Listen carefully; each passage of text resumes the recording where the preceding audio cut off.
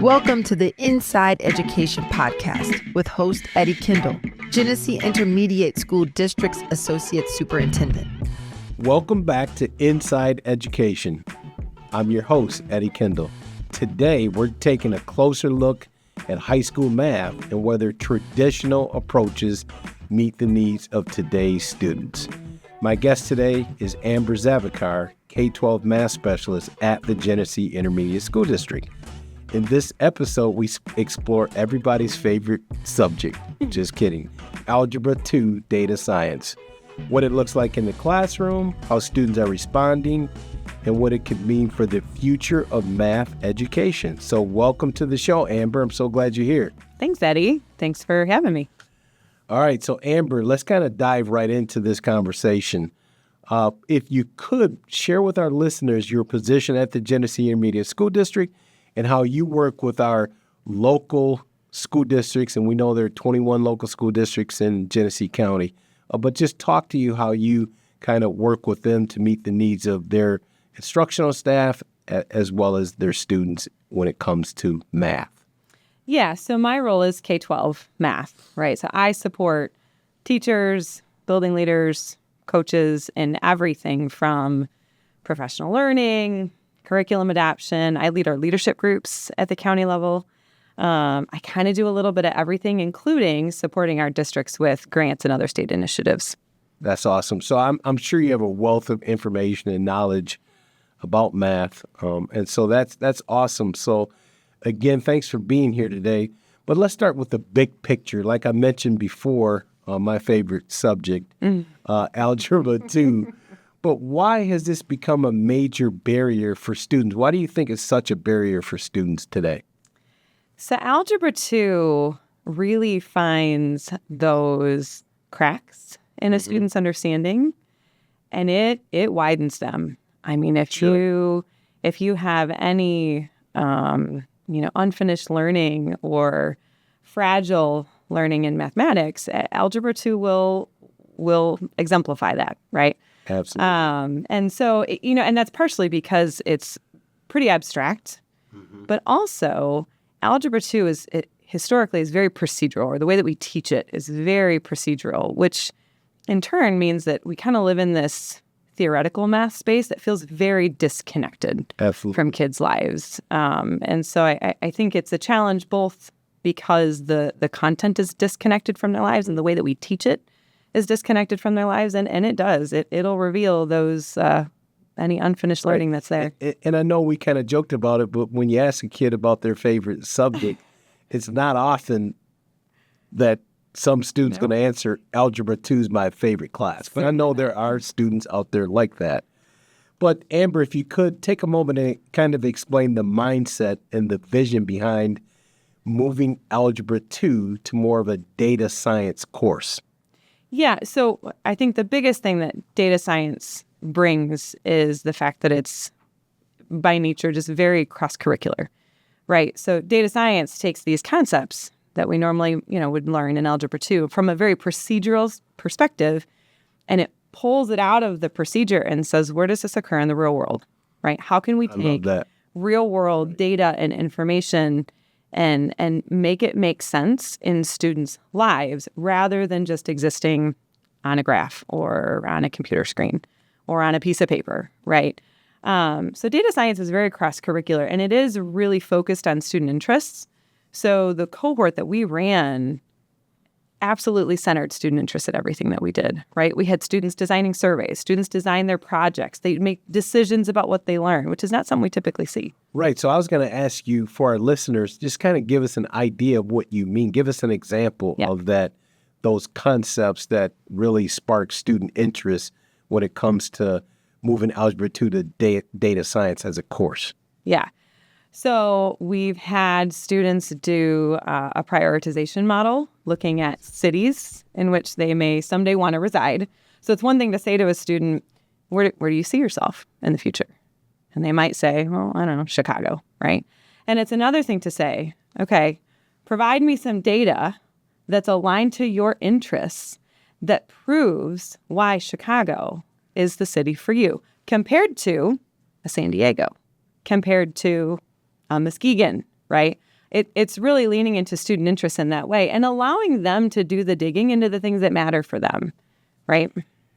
Wow. I hope that Mr. Cam, my 10th grade math teacher from years and years ago, is listening. If I had that type of concept explained to me, I probably theoretically could have been a little bit more successful. Well, there is an emphasis on technology, and that's the one thing that I think, students, admittedly, again, mathematics has been pretty procedural historically. Okay. And so data science is really intentional to bring in some of these modern technology pieces, including academic writing, which we also don't see a lot of in traditional math.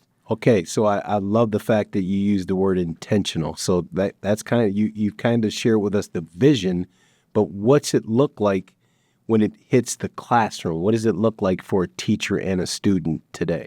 Yeah, that's a great question. And that's probably the biggest shift, because instead of students sitting and writing whatever the teacher wrote, they are designing their projects.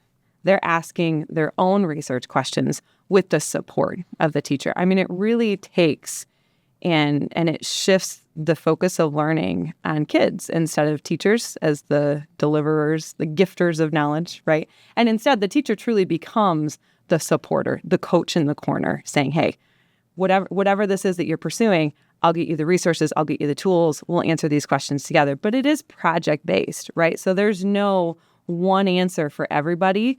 Each kid's working on something related to them. I love the fact that you said there's not one answer. It is kind of, set to the individual, kind of set for the student as an individual learner. But when you talk about teachers, what are teachers saying to you about the difference from the traditional Algebra II class as opposed to this new concept of a data science course? So the first thing that I think is going to make every math teacher ever really excited, not once do we hear kids say, when am I ever going to use this?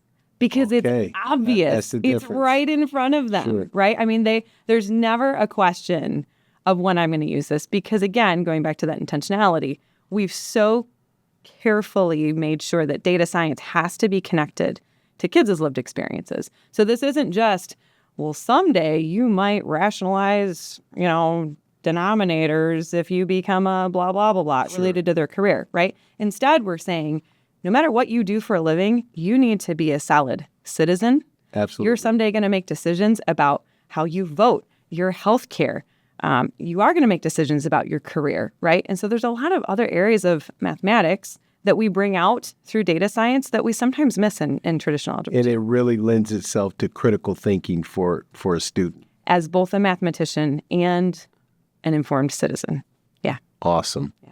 So, Amber, I hear that a few students in Genesee County were able to share their experience with educators at Stanford University. Yeah.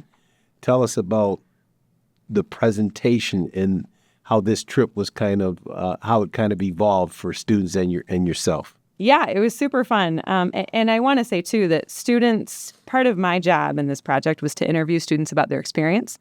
So well before the Stanford trip, I was interviewing kids about, what were the challenges of the course? What were the things that they loved? And we had a couple of students in particular who just had really incredible stories of overcoming adverse circumstances related to math that impacted them in math, that data science shifted for them. And so Dr. Jo Bowler, who's the Stanford University professor who designed the curriculum, she invited us out to speak in front of an audience of a few hundred educators from around the world, not just California, not just the country, but from around the world, and share this testimony. And I'll tell you, they did it with shaking hands, but they stood up there and they told their story, these kids. What an awesome experience to have students from this county. Yeah, on that representing stage. this county on that stage at Stanford University. That's amazing. It was incredible. But kind of looking at this data and as you continue to kind of evaluate some of the outcomes and student interviews, pass rates, and engagement. What do you think ultimately students are learning about this change in concept to data science? I think students are learning that to really to set expectations for their districts, first and foremost. I think what we've heard from students is, why hasn't math always been this way? many of them have said to me, Mrs. Zavicar, can you tell my principal that math needs to be like this before junior year? I wish my third grade math had been like this, right? Students have said that this is challenging.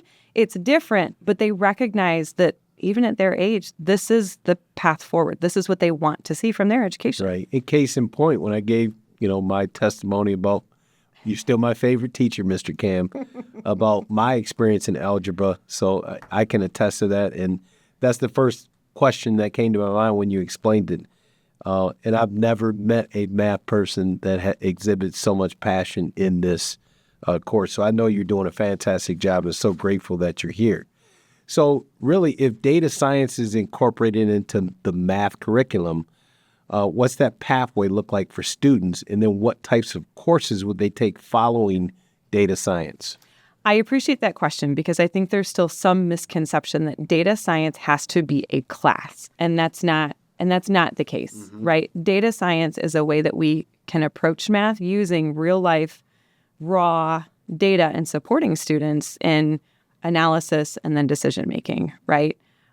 It could look like a course that leads to perhaps a statistical pathway where students are now taking sports stats, AP stats, whatever their district offers. But it also is a really good way to continue to just build students' mathematical understanding at a broader level, whether they want to continue on to calculus or whether they want to be done at Algebra II data science. Sure. There's really no pathway here where data science sets them up for anything other than success. If anything, it really diversifies the offerings that they can be engaged in when they're done. So, Amber, are you seeing this push kind of locally, statewide, and then at the national level as well? Yes. So because I'm the math person in the room, I brought some statistics. Are you proud of me? Love statistics. So this is as of 2025 nationally. And this is from the Data Science for Everyone. It's a website. You can go check this out just to verify. I got to share my sources. 70,000 students in 2025 were enrolled in a data science course, not just in high school, but across the spectrum, right? And in K-12, 954 schools were offering it as a course. And over 3,000 teachers were participating in professional learning to incorporate data science into their math classrooms. So, those are some pretty stark numbers. So what I hear you saying is starting to gain a lot of momentum. Absolutely. Okay, that's amazing. So Amber, kind of explain to our listeners, what are the next steps in kind of redefining this as it relates to high school math? Yeah, so our districts have a lot of autonomy to take the standards that they currently teach and teach it through a data lens. Again, engaging in data science and supporting students' data literacy doesn't mean that you have to change your courses. What it means is we can take a more critical look at what have we prioritized in mathematics and how are we making sure that we're teaching through a data approach and giving students the opportunity to be and build data literacy across K-12, not just in junior year of high school. And, kind of to back that up, just moving backwards again, but the national attention from Stanford University and that, the representation of education leaders at that conference, what does that say about the importance of this kind of shift in math? Gosh, I mean, first of all, the fact that Stanford University wanted to hear from students and that it was the student and the teacher voice that they wanted to hear, I think says a lot because you and I both know the folks who sit in seats that sometimes make ed policy, there are not always student voices and teacher voices present at that table. And so I really appreciate that not only were our Genesee County teachers and kids elevated in that discussion, but that they very intentionally didn't ask me. They asked kids and they asked educators, the boots on the ground, the people doing the work, because those are the ones who can help us make this change. And sometimes those are the most important people that we leave out when we have a discussion about change. Yeah. Wow, that's amazing. This has been very informative, and I'm glad we had this discussion. I won't lie, I was kind of nervous to talk about math. Talk about math. It's not my favorite subject, but really to kind of wrap this up in the one sentence, if you could give us one sentence and tell us, this elevated perspective, why is data science the future of pre-K-12 math education? Someone much smarter than me once said that data is currency, and this is the world that we live in. And I think it is in the best interest of all of us to take a step back and ask the question, are we really preparing our kids for this global, national, local economy where data is currency that they may or may not know how to use, right? There are so many ethical considerations there that we have to start taking a closer look at what our students really need to be successful in that space. It's refreshing to hear the mind shift of math to data, because we consume so much data on a daily basis that we don't even realize how much data we have access to. Well, yeah, math is traumatizing. Data is something I create. Data is something I use. And it's information. And where along the lines mathematics got disconnected from our lived experiences, I don't know when that happened. All I know is we need to bring it back. Well, I'm glad you were here to kind of explain this to our listeners. It sounds very exciting, and I didn't know if I was going to say that at the end of this podcast, but I'm a believer in it. So for our listeners, and Amber, again, thank you so much. Can't thank you enough for being here.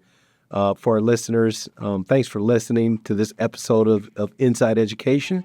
And I'd like to once again and finally thank Amber for her passion and energy that she displays throughout Genesee County as she supports math and data science. And again, if you enjoyed this conversation, be sure to check out more episodes of Inside Education. Until next time, I'm Eddie Kindle. Keep learning, keep growing, and we hope you'll tune in to the next episode.